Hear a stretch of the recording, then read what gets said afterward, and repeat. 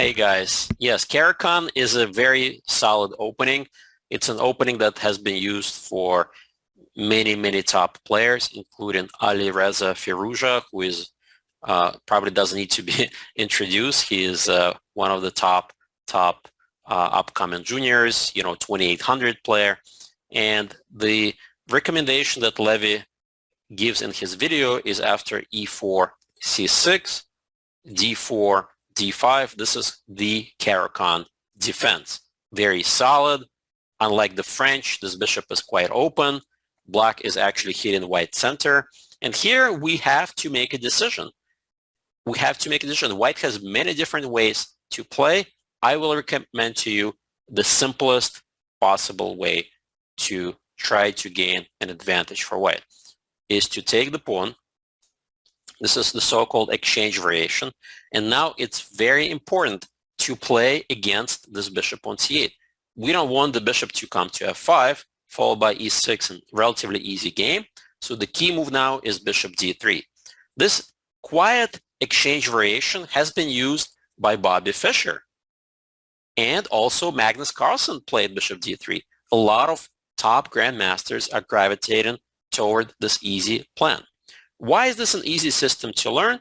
Because you already have a very nice established pawn chain. So you're going to play c3. You're going to fight for this beautiful outpost for your knight. The bishop is, of course, a monster eyeing the opponent's king whenever black castles. And you have another bishop also on that diagonal. So very easy position. And notice that it's not obvious how black develops the bishop. So the correct move here for black is to play knight f6, although I do see a lot of chess players play this move e6, which is a terrible move. And let me explain to you why. Whenever you have this pawn structure, you don't want to block your bishop. When the bishop gets blocked inside that pawn chain, bad things would happen. And here, I want to teach you a very simple plan of attack, which you can develop either after first throwing f4, to grab more space, but you don't have to. You can play knight f3, knight f6, castles, let's say bishop d6. Now it's very important to prevent any e5, so we take control right here.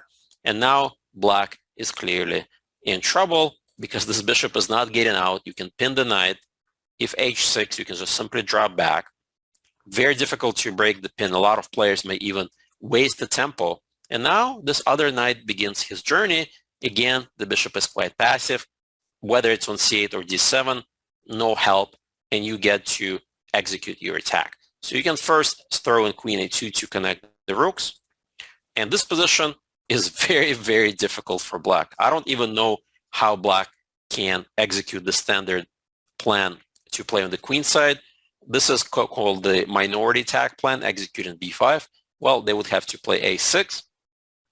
We're going to take over this beautiful outpost, and already white has significant attacking potential. There is no forced win yet, but it's very tough position. And whenever they trade, you always take with the pawn to get rid of the strong defender. The knight will have to go to e8, and in this case, I believe white is better. You have two options.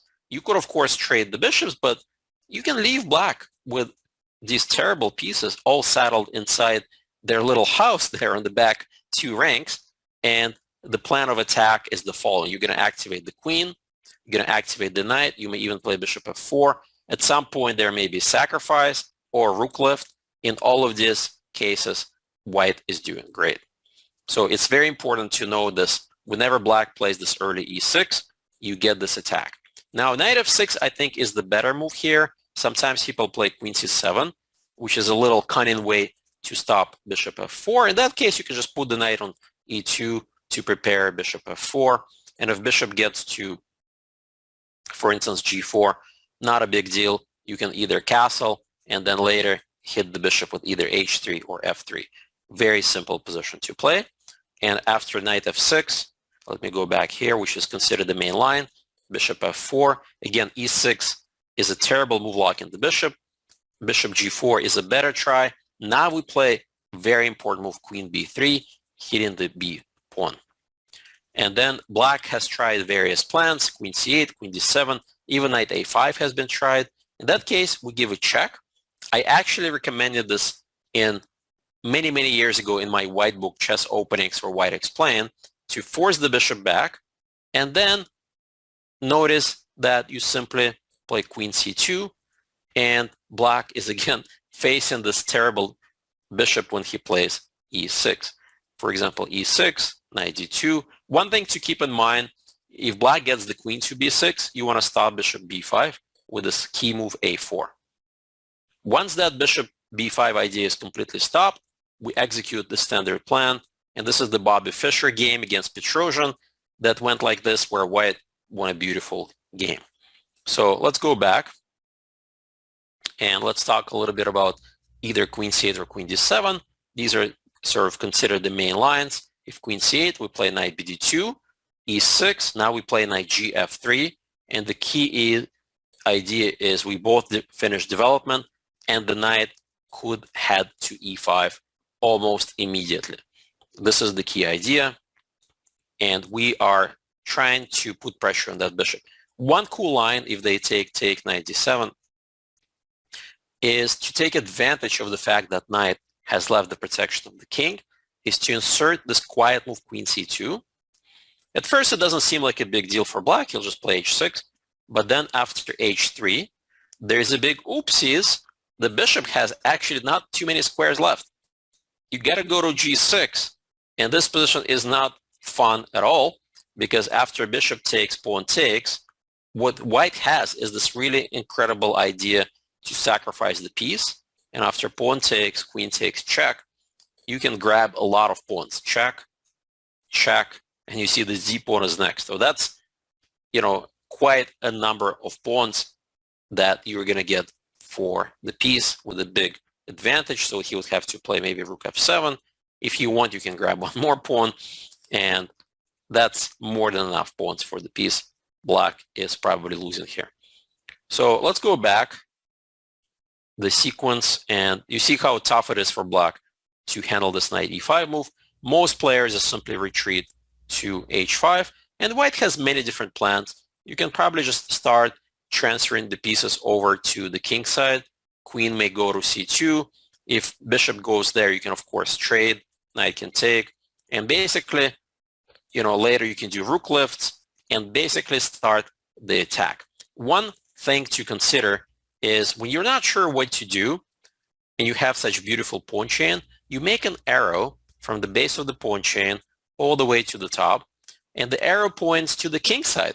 That is where white's plan is, and vice versa. If you're not sure what to do as black, and for example, you make an arrow from the f7, e6, d5 pawns that points to the queen side, well, it's not that easy to get b5 going. You got to play a6 first. Maybe later you're going to play b5. Even there, to execute the minority attack, you would need a lot of time. And of course, in chess, it's much easier to attack. Even if black gets to play b5 before, but is about to get mated, that's not going to help his king, because ultimately, this is the target for white. All right, so that was a big overview of this setup. So let me go back and show you again the key ideas. And if you have questions, you can ask me along. So pawn takes, bishop d3. Any questions so far? Sometimes in the Caro-Kann, people do this g6 setup right now. Oh yeah, good question. I was going to talk about this next. So after knight c6, c3, knight f6, bishop f4, I've seen this move g6 myself.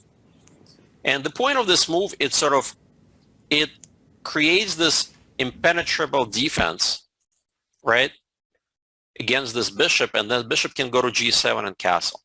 So how do we deal with this? This is a good question. I recommend to continue with basic development, right? Development above all.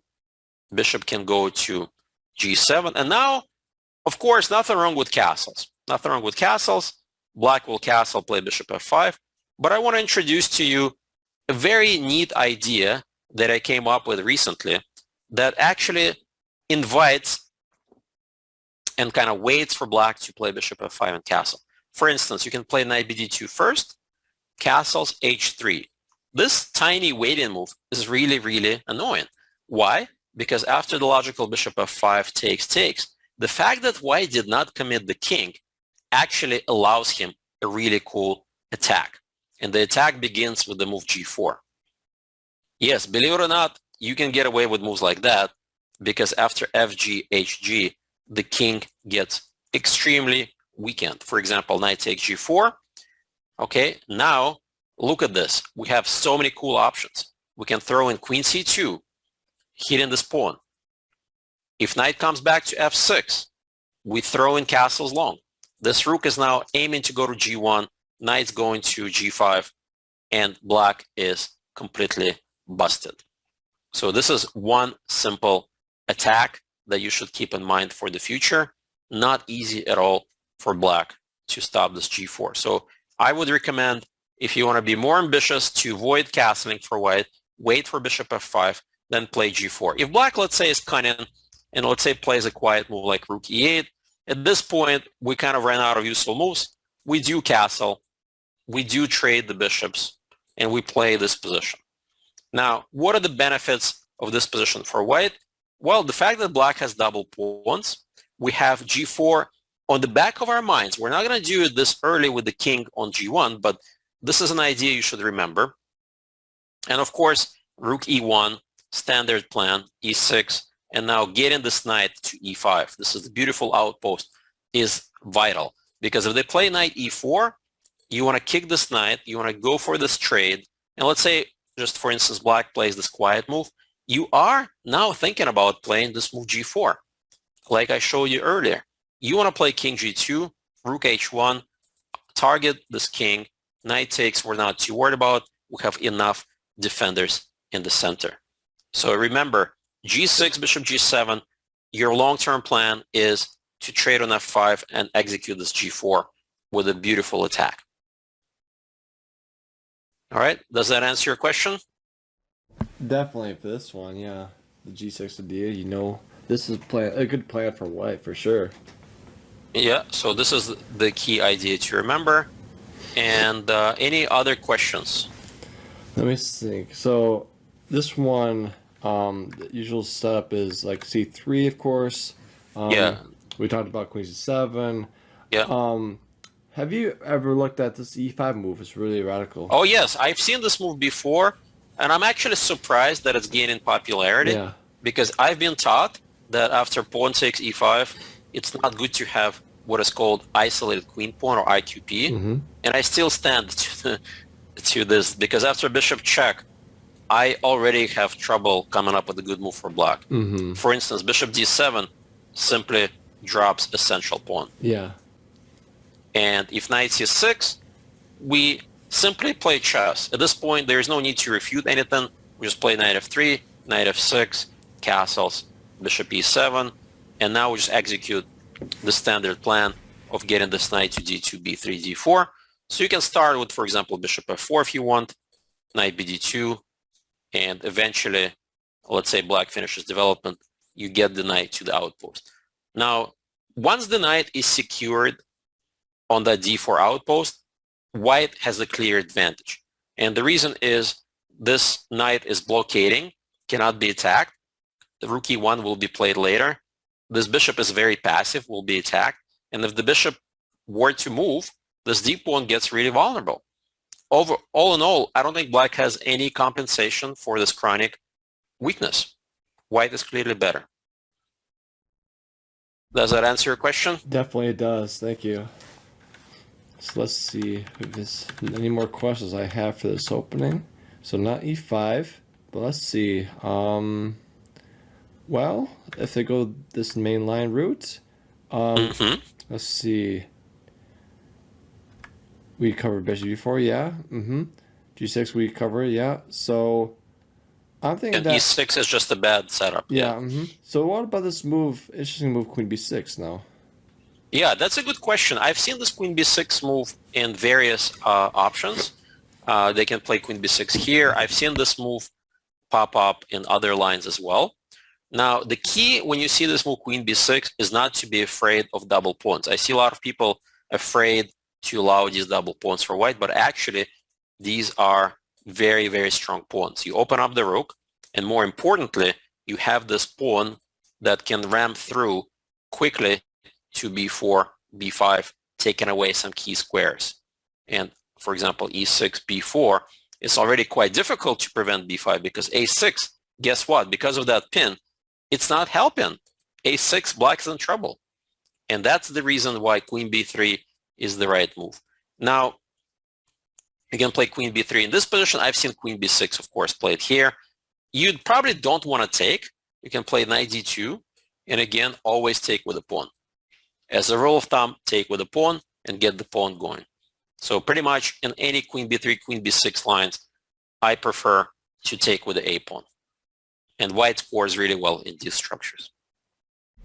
All right, so let's say if black plays a game of chicken, it doesn't take in b3 ever. Yeah, let's say he plays like e6 or something like that, right? Yeah. Yeah, good question. So we're going to continue the game of chicken for a little longer, knight f3, because we have lots of useful moves. They're going to develop too, right? We castle, they castle. One of the problems in this game of chicken is that we have the outpost and they can't execute their plan. So we have all the time in the world. We can even start with rook f e1, right? Let's say they play wait and move rook here. We have another useful move, knight e5, forcing the bishop back. And again, now we can just support our knight with the other knight.